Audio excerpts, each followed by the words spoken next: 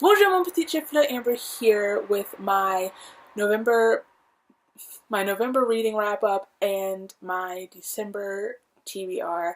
I know I usually do both of these things within my monthly reading vlogs, but I decided it might be for the best if I do them separately so that we are not stuck with 40-minute vlogs every month. Am I right? I have a lot of books to chat about and I'm trying not to have 40-minute videos all the time. Let's just jump right into this.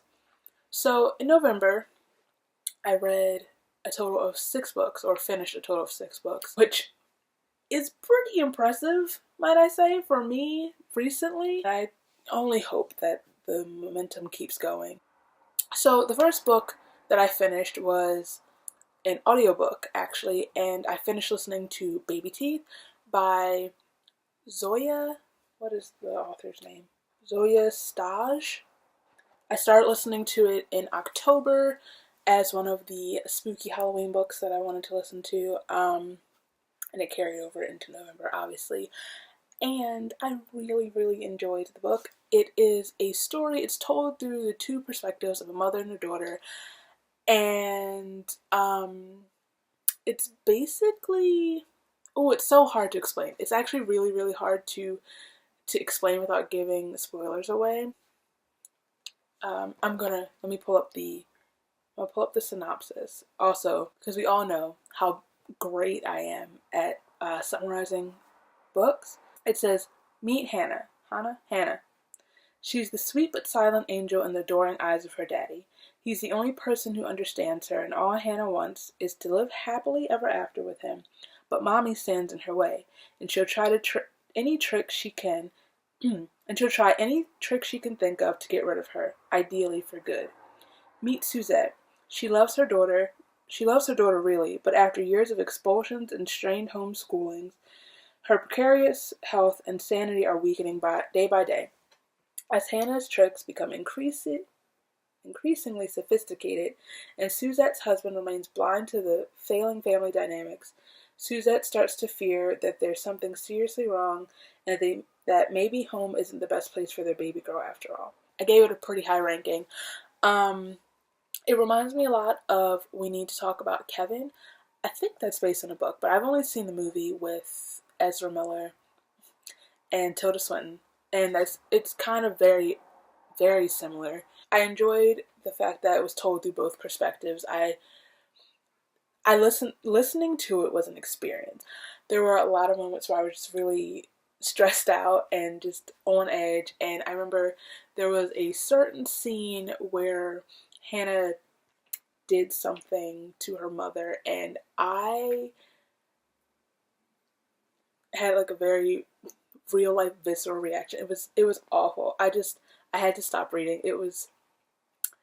It triggered something in me. Yeah, it was very well written. It was really interesting. I like the story. I like the whole child sociopath story. But yeah, that was Baby Teeth. If you're looking for something that's like really creepy and suspenseful, I read on Goodreads people complain about like not a lot happening, but I think because I listened to it, it was a lot more enjoyable. I do plan on reading a physical copy in the future, seeing if my opinion's the same, but I do highly suggest it. I suggest listening to the audiobook. So, after that, I finally picked up To All the Boys I Loved Before by Jenny Han. Obviously, I love the movie so much, and I hadn't gotten around to reading the book yet, so I had to read the book. So, if you don't know, for some bizarre reason, this is a contemporary novel about Laura Jean Covey, who, when she writes love letters to her crushes, and then she keeps them in a hat box. And this is the story of what happens when those letters get out and arrive in the hands of the people they were written to. It's just a really cute, fluffy, what is it called? Contemporary, like, romance-y novel. But alongside that, it's also the story of Laura Jean and her family, and it's in her friendships and relationships, and it was really cute. Okay, here's where we get into a possibly problematic opinion, unpopular opinion. I wish I read the book before I saw the movie. And I know I am possibly alone in this mindset where I'm one of the few people that might have liked the movie more than the book. I liked the characters a lot more in the movie. I know this is the groundwork, but I prefer Lana and Noah's portrayal of these characters. I do wish that, like a lot of people have said, that there was more focus on Lara Jean's relationship with her sisters and her dad as it is in the book. Aside from that, I don't know, this was a cute book. I understand why it's important to so many people. I think the Asian representation is really important, and I'm really glad that the movie was a thing, so it's more representation. Now they're in talks of a sequel, cross its fingers. So that was All the Boys. I do plan on reading the rest of the series because I need my Peter Kay fix, you know, even though I don't feel as strongly for Peter Kavinsky book Peter as I do for movie Peter, and that's not just because like Noah is Noah, but I guess it is because it's how he portrays Peter. Noah's Peter owns my heart, is what I'm saying. So after I finished To All the Boys, I went to California for the Once Upon a Time convention, and I took 2 books with me. The next book I finished, the one I took with me and attempted to read while I was away, was Dear Evan Hansen, the novel by Val Emick with Stephen Levinson, Benj Pasek, and Justin Paul. I had to see which order it was in because I was going to make up my own order. This is the novelization of the musical Dear Evan Hansen, which we all know that I love so much. If you don't know what Dear Evan Hansen is about, it's about Evan Hansen, who is a 17-year-old, he's 17, right? Yeah, 17-year-old kid who deals with an insane amount of social anxiety and isn't really able to connect with people in the real world, in real life, in person, as many people with social anxiety can attest to and relate to. And this is the story of what happens when he gets caught up in a really, really sticky, messy situation and a big lie, and just all of the ups and downs, fallouts, and it's just a complicated situation. And going into this, I was very nervous. When I heard that they were making a book version of Dear Evan Hansen, I was nervous how it would translate into a book, from the stage into a book, especially because a lot of the story is told through song. But this book, first hold on, I want to see if I can find my Goodreads review. Also, add me on Goodreads so you can know what I'm reading and what I think of what I'm reading. It says, I went into this a little nervous about how the musical would be fit into a novel. I was afraid that it would lose some of its essence, but I was pleasantly surprised. Val absolutely honored the original work and really captured Evan. I also really appreciate the addition of Connor's voice. It really humanized him. So, to add on to that, this book, like I said, it really, really properly captured Evan, while also adding some layers to Evan, some things about him as a person and his thought process that we don't necessarily get in a 2-hour musical. We get more of his relationship with his mom, even more with his relationship with Connor's family, with the Murphys. I like that we got more of the Murphys, not just Connor, but like seeing the like more of specifically Zoe. She has more of a personality. She's not just like a side accessory in the book. I also like how some of the songs were actually incorporated into the book. Most importantly, well, like I said, I really love the fact that we get Connor's voice, Connor's sort of perspective on things in the book. In the musical, if you don't know, this might be a mild spoiler. Connor, the version of Connor that we get in the musical is just like sort of like a figment of Evan's imagination. But the version of Connor we get in the book is Connor. And I really appreciate that. I didn't expect the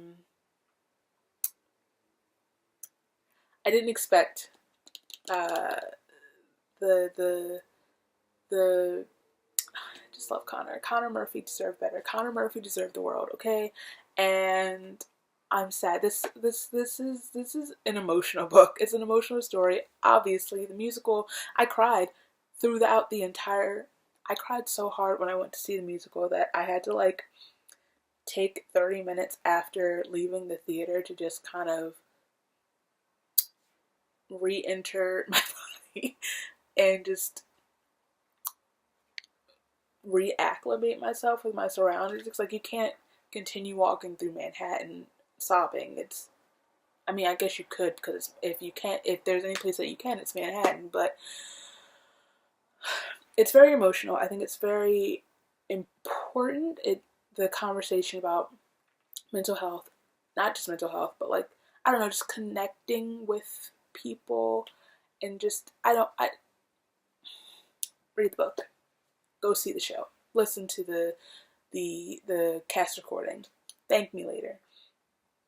I'm just thankful for Dear Evan Hansen and the story. And like, when you think about the fact that the whole premise is based on a lie, you're like, why would you be thankful for something like that? Why would you love something like that? But like, there's so much within it that is really, really important.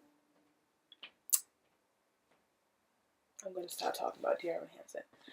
So, the last 3 books that I read in November is a trilogy that I reread every single year and have done so since like 2000, whatever. It's The Hunger Games by Suzanne Collins.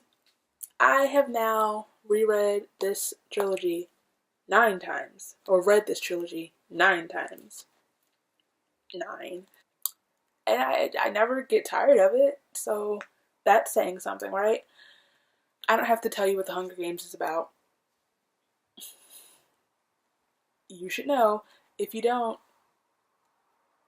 what?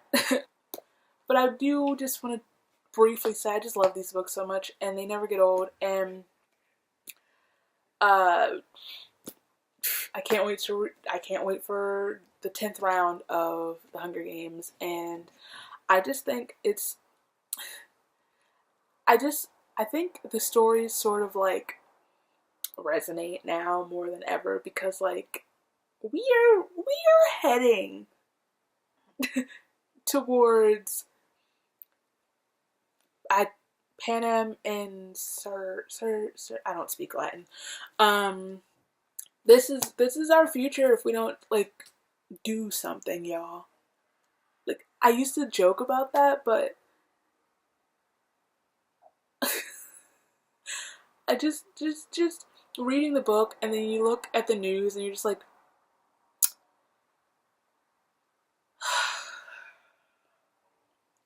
but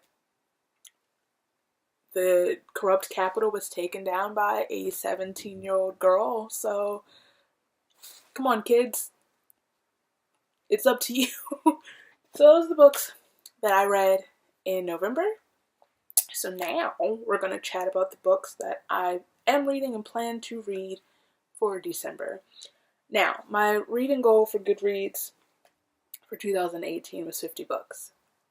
That means December I have to I have to read 10 books. I've already read 2 books off of my TBR, so we're off to a good start. So I guess I'll talk about the 2 books that I've finished reading already first, and those are Milk and Honey and The Sun and Her Flowers by Ruby Kaur. I feel like I might be the last person on earth to have read these books. I don't know if you can see this. The light is glaring weirdly. There it is. These poetry collections, but I read each of them in one sitting. Now, okay, let me see. I'm gonna do this. While I get the hype around these books, I don't necessarily personally like this form, or not, I don't dislike it, but I don't necessarily love this form of poetry. It doesn't read to me as poetry. It kind of just reads as like, it felt like I was reading journal entries. I felt like I was reading a journal and just like thoughts. Now, I will say, they're very poignant. Some of them are very, very poignant thoughts. As you can see, I've marked a lot of the poems that just like hit home. It's, if you don't know, these are both collections of poetry that are about love, loss, trauma, healing, femininity, sex. This one touches a lot on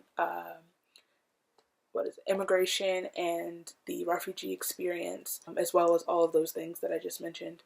So as a whole, like each of them individually as a whole, like the collection, I get it, and I vibe with it, I respect it, and there are certain moments where I'm just like, yes, but I don't know, just some of it is just like, okay, all right. To quote Cindy from Read with Cindy, or not quote her, but to just piggyback on one of the poems that she mentioned, quite possibly my favorite in this whole book. I long to be a lily pad. I need context. Why? Of all the things, why? But 2 out of 10. I'm also currently listening on Audible to to Becoming by Michelle Obama, my mom. I don't know what that was. I'm only on chapter 3, I think. And I'm listening to it on like 1.25 speed. So we'll see. I might have to speed that up to get through it by the end of the month. I don't know why I keep doing this weird like Australian accent. Okay, so at the moment, I am currently still reading. I started reading it last month, but I'm still reading 3 Dark Crowns by Kendar Blake. Last month I started it, but then I wanted to focus on finishing the Hunger Games because that's tradition. So I'm finally really getting into this book. I am on page 107. At the moment, I'm intrigued by the story, the premise. It's, if you don't know, the story of 3 triplet queens who basically have to fight to the death to win the crown. Like the poem says, 3 dark queens are born in a glen, sweet little triplets will never be friends. 3 dark sisters, all fair to be seen, 2 to devour and 1 to be queen. So their life goal is to kill off their 2 sisters to claim the throne. So it's told through 3 different points of view, which can get a little confusing at times because with the 3 points of view of the sisters, you also get the other characters and like the lives, and it's a little hard to keep track at times, but I think I'm getting to the point where I can remember what's going on in each individual storyline. So after that, I'm most likely going to, hopefully, read the sequel, which is 2 Dark, 1 Dark, something or other. I have the book, I just didn't grab it. So the next book I plan on reading in December is a reread. I've been meaning to reread this all year, but I think it's appropriate for December because I don't know, there's a Christmas scene in the book, but the whole book, I don't know why, just gives me this like cozy Christmas feel. Not Christmas, what, cozy holiday, cozy winter feel. Winter is the word I was looking for. And it's The Book Thief by Markus Zusak, one of my favorite books of all time. I love this book so much. It's about a young girl living in Nazi Germany. She loves reading, she loves words, and it's basically the story of, it's a World War II story told through the eyes of a child, which is interesting, even though it's narrated by death, which is also really, really interesting. And I love this book, and it's high time that I reread it. So what better time to do it than winter, when you're curled up with some hot chocolate and this. This is also the special anniversary edition because, obviously.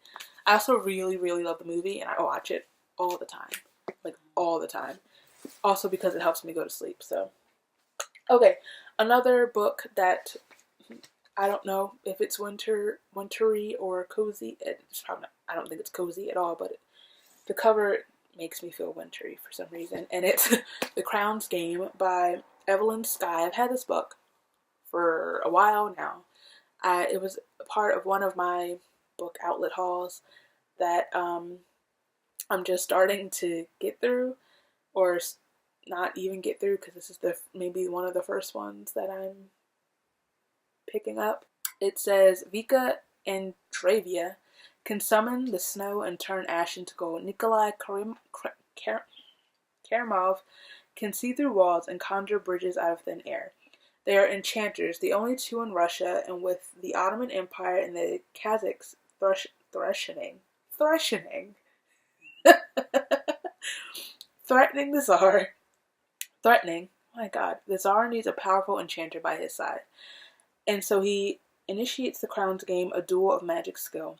The victor becomes the Imperial Enchanter and the Tsar's most respected advisor. The defeated is sentenced to death. Raised on tiny Ovchinin Island her whole life, Vika is eager for the chance to show off her talent in the grand capital of St. Petersburg, but can she kill another enchanter, even when his magic calls to her like nothing else ever has? I don't know what that was. For Nikolai, an orphan, the Crown's Game is the chance of a lifetime, but his deadly opponent is a force to be reckoned with. Beautiful, whip-smart, imaginative, and he can't stop thinking about her. And when Pasha, Nikolai's best friend, there is a character named Pasha in my novel, fun fact. An heir to the throne also starts to fall for the mysterious enchantress. Nikolai must defeat the girl they both love or be killed himself.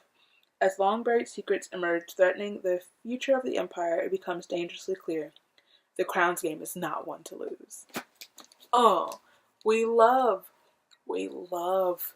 stories where you have to fight to the death, and then there's a love triangle. I love the Hunger Games, but I don't know why. Maybe it's the setting. If it takes place in Russia, I don't know why I said Russia like that. I'm sorry. It kind of, I don't know why Russia gives me a wintry vibe. Maybe it's Anastasia. The last big book that I plan to read is the book that I got in my most recent Owl Crate box, a book I am looking forward to reading so much, and it's Girls of Paper and Fire by Natasha Nagin. This book, first of all, this cover is gorgeous, and I'm obsessed with it. Secondly, this story, so I'm going to try to do this without reading the flap. Challenge accepted. Every year, there are 8 girls. The king takes 8 girls who become concubines, I guess. They are paper girls. This year, there are 9 girls. The main character, I'm assuming, is the 9th girl, and she's chosen, from what I picked up, because the king thinks her eyes are really pretty. Basically, this is the story where the paper girls have to work together to overthrow this evil demon king. There is a romance between the main character and another one of the girls, so that, all of that sounds like a very, very magical story that I am really, really excited to read. Okay, and ooh, Arthur. And because I need to meet my goal, I'm going to try to read 2 very, very small books to round out 15.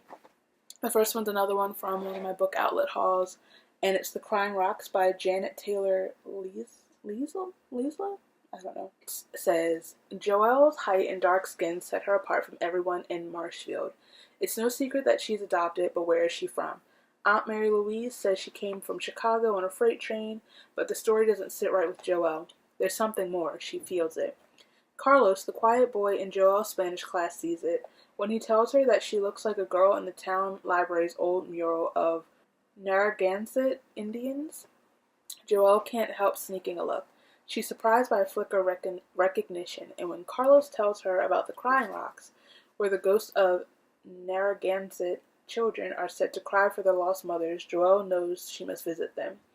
When they finally set out through the forest, neither she nor Carlos anticipates the power of the ancient place or the revelations to be found there, about the past they've both buried, and the discovery of a rare kind of courage that runs deep in Joelle's family. So we have a story with a Native American main character, and I am 100% about it. And the last book is one of the books from my Harry Styles by Harry Styles book haul. You should watch that. That was fun.